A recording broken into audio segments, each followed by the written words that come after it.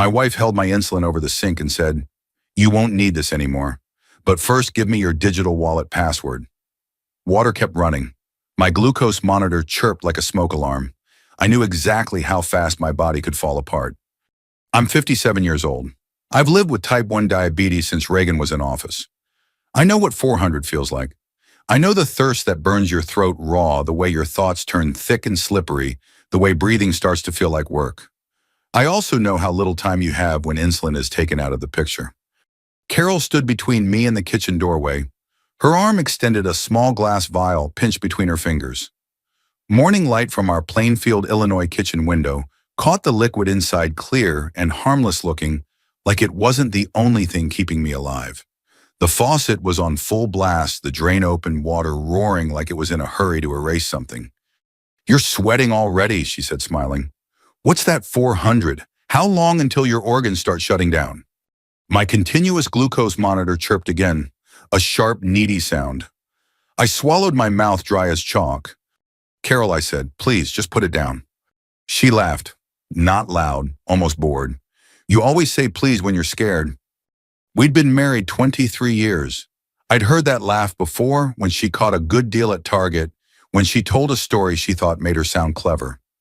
I had never heard it aimed at my survival. The smell of stale coffee hung in the air. The fridge hummed behind her. Everything else in the house felt normal. That made it worse. "Give me the password," she said, "the one for the money you hid." "I didn't hide it," I said. "It's for retirement, for emergencies, like this." She tilted the vial a little closer to the drain. My stomach clenched.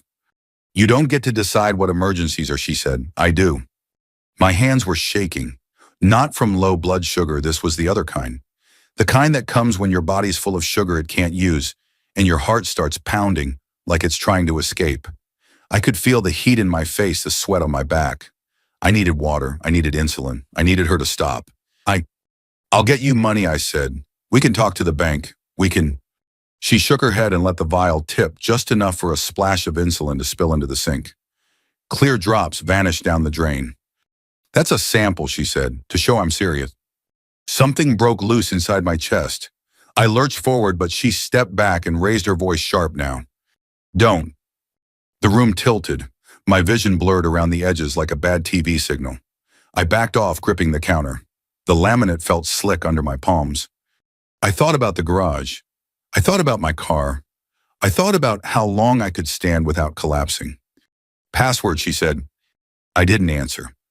Her face changed then, tightened. She tipped the vial again. "Carol," I said, "you're going to kill me." She paused, just long enough to look at me, really look like she was measuring something. "You're being dramatic," she said. "You'll be fine, as soon as you cooperate." She dumped the rest of the vial into the sink. The sound it made, thin glass tapping porcelain, will stay with me forever.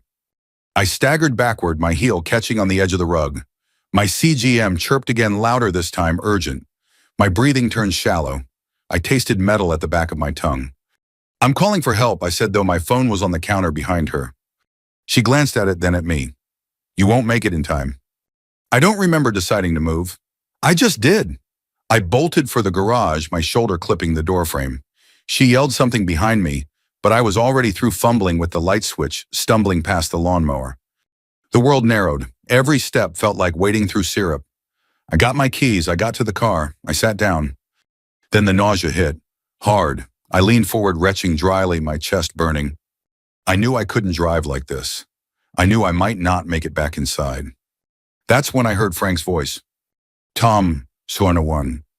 Frank Lasky lived 2 houses down, 63, retired pharmacist, the kind of neighbor who still waved when he got the mail. He was standing in the driveway, concern written all over his face. "You okay?" he asked. I tried to answer. Nothing came out but a croak. He was at my side in seconds. He smelled like aftershave and cold air. He saw my face, the sweat, the shaking.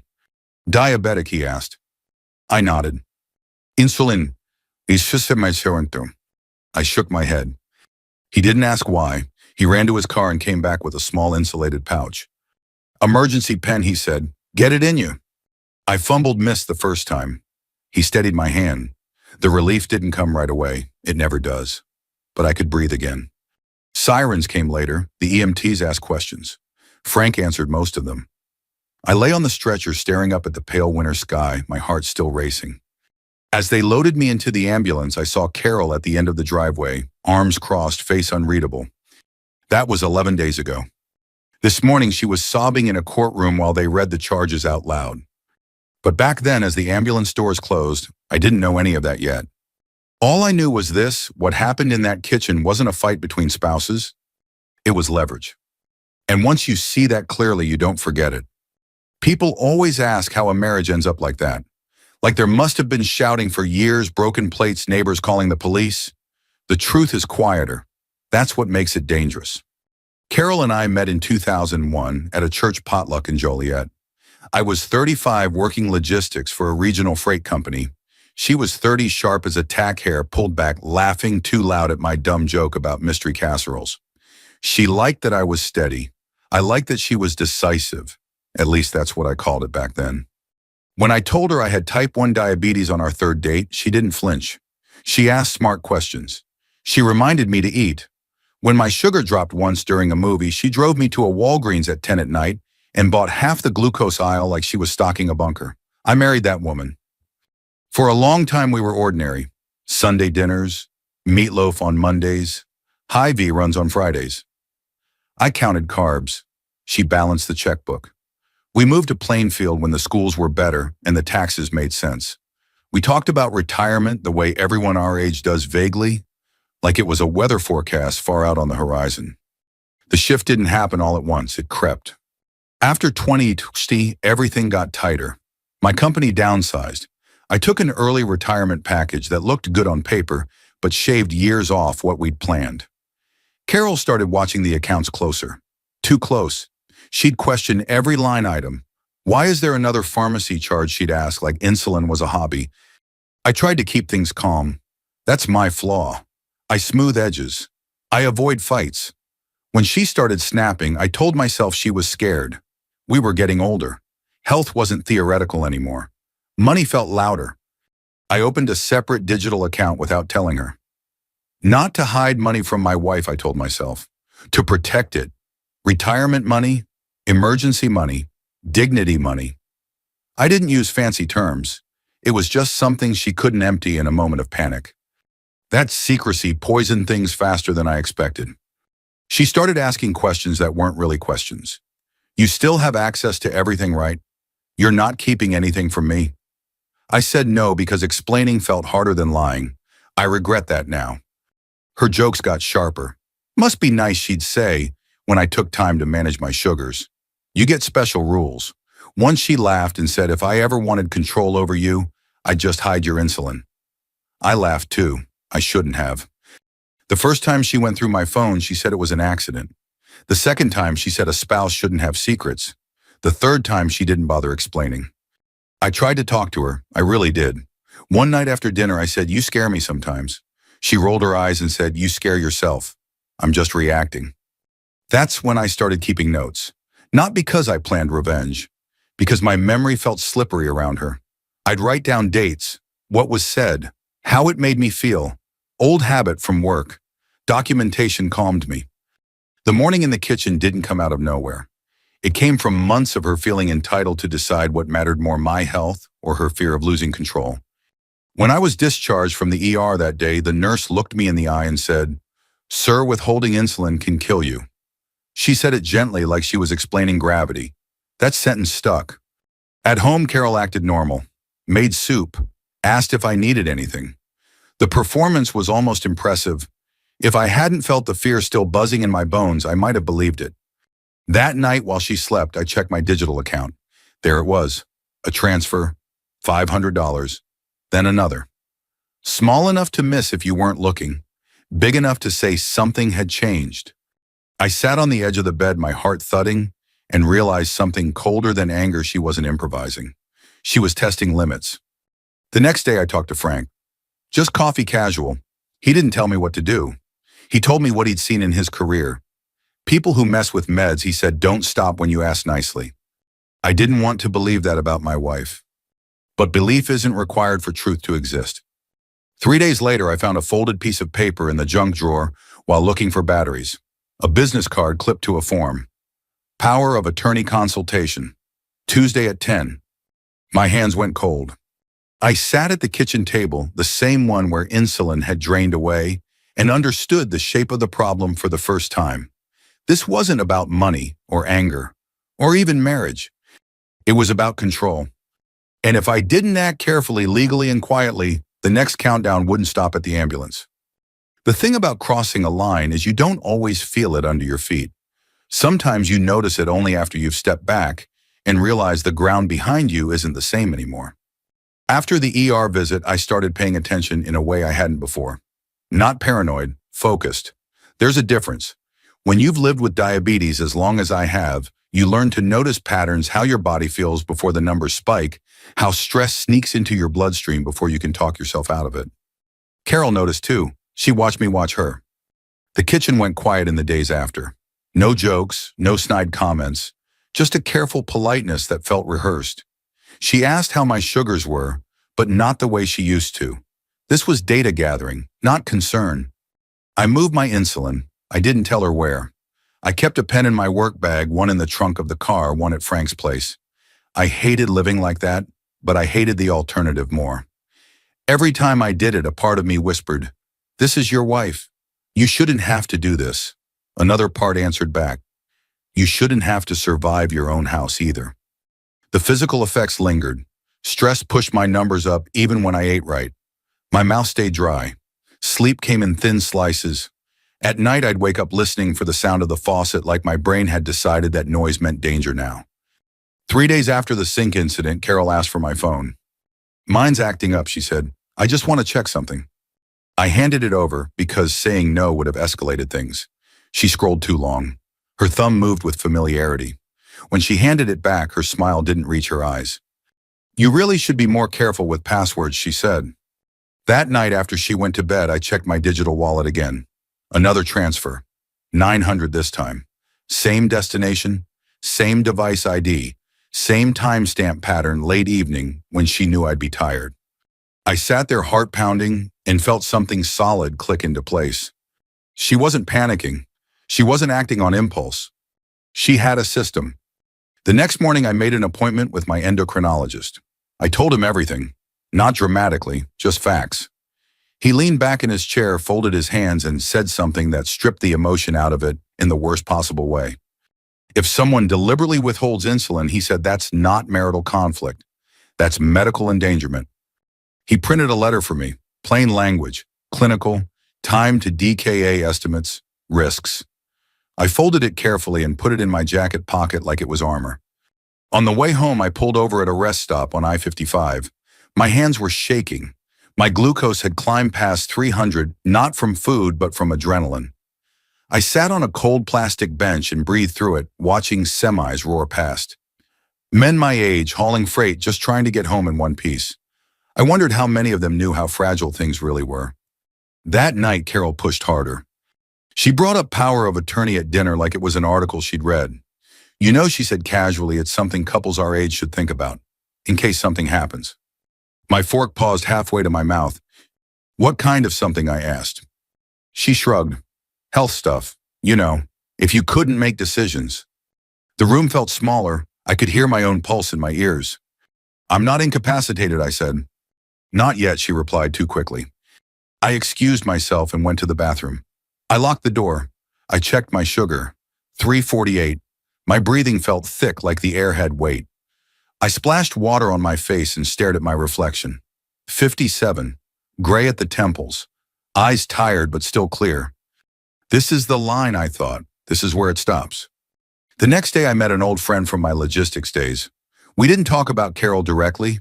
We talked about processes, documentation, chains of custody, digital footprints. He didn't tell me to destroy her. He told me how people destroy themselves when you give them enough rope and a calendar. I started backing up everything. Screenshots, bank logs, texts. My CGM alerts synced to timestamps. I didn't alter anything. I didn't bait her into crimes. I just let her keep being who she was becoming. There was a moment late one evening when she almost caught me.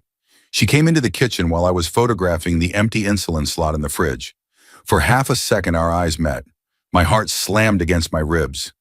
"What are you doing?" she asked. "Inventory," I said. "Doctor wants me organized." She stared at me. Then she laughed softly. "Good," she said. "I like when you listen to professionals." That laugh again, the one that used to mean nothing. I slept with my shoes on that night. Sunday came. Church, Carol insisted. She wanted witnesses, community, the image of a worried wife. I smiled, shook hands, took compliments on my health. My sugar spiked just sitting in the pew. Afterward, in the parking lot, she squeezed my arm a little too hard and whispered, "Smile. People notice things." That's when I knew the sink wasn't the end. It was rehearsal. And the next move would decide whether I lived quietly or finally drew a line she couldn't step over. I didn't wake up one morning with a clean plan and a clear conscience. What I had instead was a knot in my stomach and a calendar with dates circled in pencil. When you're over 50, you don't rush revenge. You check your blood pressure first. I started by doing the one thing I'd avoided for months. I asked for help. Quietly, legally, without telling Carol a thing. The legal aid clinic in Joliet was tucked behind a strip mall with a nail salon and a tax prep office. I sat on a hard plastic chair, clutching a manila folder like it was a flotation device. The attorney assigned to me, a woman in her 40s with tired eyes, didn't flinch when I told her about the insulin. She asked questions, dates, times. Did I have medical records, witnesses, proof of the transfers? I slid the folder across the desk. She nodded slowly. "You did the right thing by documenting," she said, "and the right thing by not confronting her again." That last part stung, because every bone in my body wanted to look Carol in the eye and ask her how she could do that to me. But wanting and surviving aren't the same thing. My endocrinologist was next. He adjusted my regimen, yes, but more importantly, he put my situation in writing. Stress-induced hyperglycemia, risk of rapid DKA if insulin access was interrupted. His words were careful and plain. They didn't accuse. They described consequences. "Stress," he said, tapping the paper, "can kill you slower than insulin deprivation. But together, that's dangerous." I took the long way home that day and pulled off at a rest stop on I-55. My hands were shaking again, blood sugar creeping past 300. I sat on a concrete bench and watched cars blur past, breathing through it. I thought about how ridiculous it was that after decades of managing a disease, the biggest threat wasn't my body, it was my marriage. The plan, when it finally took shape, wasn't elegant. It was slow, ugly, built around waiting and resisting the urge to react. I changed my passwords, all of them. I enabled alerts on every account, not to trap Carol, but to know when she moved. I synced everything to cloud backups she couldn't access. I stopped arguing. I stopped explaining. I became boring. That scared her more than yelling ever had. The first close call came on a Wednesday night. I walked into the kitchen to find Carol standing in front of the fridge door, open, rummaging. "What are you looking for?" I asked, keeping my voice flat. She didn't turn around. Dinner ideas. She shifted a carton of milk. For one frozen second, I thought she'd find the insulin pen taped behind the crisper drawer. My heart thudded so hard it made me lightheaded. Then she closed the door. "Maybe we'll do soup," she said. I went into the bathroom and checked my sugar. 320. I sat on the edge of the tub until my legs stopped shaking. The second close call was worse. She confronted me about my phone one evening, holding it up like evidence. "Why did you change your passcode?" "Security update," I said. "Doctor recommended less stress." She laughed. "Your doctor gives IT advice now." I almost said it. Almost told her I knew about the transfers. Almost told her I had copies of everything. I bit my tongue hard enough to taste blood. "Going for a drive," I said instead. I drove aimlessly for an hour, my thoughts racing faster than my car. When I got home, she was calm again. Too calm. In the middle of all this, I had to keep myself alive. That meant insulin logistics that felt absurd for a married man. I stored backup pens in my trunk in a locked drawer at Frank's place, in my old work locker at the warehouse. I hated every second of it. It made me feel weak, paranoid. But I also slept with a little less fear. I met my old logistics buddy for lunch at a diner off Route 30. We talked shop like we always had processes, audits, mistakes that only show up when someone rushes. He never once told me to get even. He told me to let time and records do their work. People who think they're in control, he said, stirring his coffee, get sloppy. Sunday came again. Carol insisted on church. She wanted the image. I gave it to her. I shook hands, I smiled. I listened to the sermon about honesty and felt my sugar spike from irony alone. In the parking lot, she squeezed my arm and whispered, "You're doing better." I knew what she meant. That night I sat at the kitchen table long after she went to bed. I lined up my notes, my medical letters, the transaction logs, the dates, everything clean, everything factual. My hands were steady for once. The plan wasn't about destroying Carol. It was about stopping the countdown. And the next step would make it public. The courtroom didn't smell like justice. It smelled like old wood floor cleaner and nervous sweat.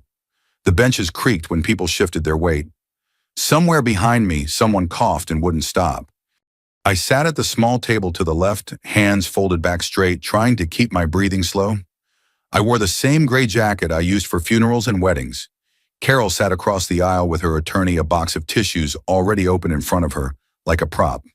She looked smaller there, paler, not fragile, calculated, the kind of woman who knew exactly when to dab her eyes. People from church were in the gallery. I recognized them without turning around. Neighbors, a couple we'd had dinner with just months before. I felt my glucose creeping up, that familiar pressure behind the eyes. Stress does that. I focused on the sound of my own breathing instead. The bailiff called the room to order. The judge entered. Everyone stood. Judge Miller was in her early 60s, hair pulled back tight, glasses low on her nose. She didn't smile. She didn't need to. The prosecutor began with facts, dates, locations, my name, Carol's name, Plainfield, Illinois, Thanksgiving weekend, type 1 diabetes, insulin as a prescribed life-sustaining medication. No adjectives, no drama. Then she introduced the evidence. Medical records from the ER, a statement from my endocrinologist explaining what happens when insulin is withheld, how quickly diabetic ketoacidosis can develop. Minutes felt like hours as she read it aloud. I stared at the table, jaw clenched. Next came the financial records. Screens projected onto a monitor. Transfers highlighted in yellow. $500, $900. Each time stamped late at night. Each tied to the same device. Carol's attorney objected once. The judge overruled him without looking up. Then came the video. Carol stiffened. The audio filled the room before the image did. The sound of running water. The faint chirp of my glucose monitor. My own voice strained, saying, "Please." Carol's voice followed, calm, almost amused. "You're sweating already. What's that 400? A murmur rippled through the courtroom. The video showed her hand holding the insulin vial over the sink, tilting, pausing, then the splash. I didn't look at the screen. I didn't have to. I remembered every second. When the video ended, the room was silent, the kind of silence that presses on your ears. Judge Miller leaned forward. She didn't look at the lawyers. She looked directly at Carol. This, she said, her voice low and even, was not a marital disagreement. Carol started to shake her head. "You didn't withhold affection," the judge continued. "You didn't argue over money. You weaponized life-saving medication." Carol broke then. Not a quiet tear, a full collapse. Shoulders shaking, hands over her face. The tissues finally put to use. Behind me, someone whispered, "My God." Judge Miller waited. She let the sound play out. Then she spoke again. "I've seen bitter divorces in this courtroom," she said. "But this wasn't about assets. You weren't holding a password." She paused. "You were holding a stopwatch." The gavel came down once. Charges were read: reckless endangerment, financial exploitation, evidence tampering. Carol sobbed harder. Her attorney put a hand on her arm. She didn't look at me, not once.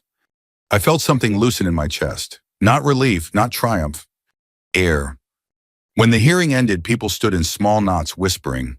A man from church shook his head slowly. Someone avoided my eyes. Someone else met them and nodded. Outside, the cold air hit my face. It smelled clean, real. Frank stood by the steps, hands in his pockets. He didn't say anything. He didn't need to. As I walked to my car, my phone buzzed. A glucose alert, elevated but steady, manageable. For the first time in weeks, the countdown wasn't ticking in my ears. It was over. Or so I thought. I moved out 2 days after the hearing. Not in a dramatic way. No slam doors. no speeches. I packed what I needed into the back of my old Ford and drove 20 minutes east to a one-bedroom apartment near Naperville that smelled like fresh paint and someone else's cooking. The silence hit me first. No footsteps, no sighs, no running water unless I turned it on myself. That mattered more than I expected. The first night I lined up my insulin on the kitchen counter and counted it twice. Pens, backup vials, test strips, glucagon kit. I locked them in a small metal box I'd bought at Menards on the way over. Combination only I knew. I stood there longer than necessary, listening to the click of the lock, letting it register in my body. Safe. Sleep didn't come easy. My mind replayed the sink, the laugh, the splash. Trauma doesn't ask permission. It just shows up. I woke twice to check my glucose, even though the numbers were fine. Old habits mixed with new scars. In the morning, sunlight came through the blinds and landed on the bare floor. I made coffee. I ate toast. I took insulin without anyone watching. The ordinary felt like a privilege. Carol's attorney tried once to reach out, a message about misunderstandings and stressful circumstances. I didn't respond. My lawyer handled it. That boundary felt like muscle I hadn't used in years, sore but strengthening. I told a few people the truth. Frank, of course, my sister in Peoria. One guy from church who pulled me aside and said quietly, "I'm glad you're still here." That was enough. I joined a diabetes support group that met every other Tuesday in the back room of a community center. Folding chairs, bad coffee, good people. We talked about insulin prices, CGM alarms, and the little tricks you learn to stay upright in a body that needs constant negotiation. I didn't tell my whole story. Not yet. I didn't have to. What surprised me most was the absence of anger. I'd expected to feel it roar back once the dust settled. Instead, there was something steadier underneath. Clarity. A calm I hadn't known I was missing. Revenge for me wasn't watching Carol cry. It wasn't the judge's words, sharp as they were. It was waking up and knowing my survival no longer depended on someone else's mood. I took walks in the evening, just around the block. Lawns trimmed too short, porch lights coming on at dusk. Normal life continuing indifferent and beautiful. My glucose numbers evened out as the weeks passed. Stress has a flavor, and it finally faded. I learned something I wish I'd learned sooner. Dignity isn't about toughness. It's about drawing a line where survival begins and refusing to step back over it for anyone. If you're listening to this and something in it feels uncomfortably familiar, please hear me. Control dressed up as love is still control, and your health, your life is not a bargaining chip. If this story gave you pause, share it with someone you trust. And if you stayed with me all the way to the end, thank you. I read every comment. It means more than you think. Take care of yourselves. Really take care.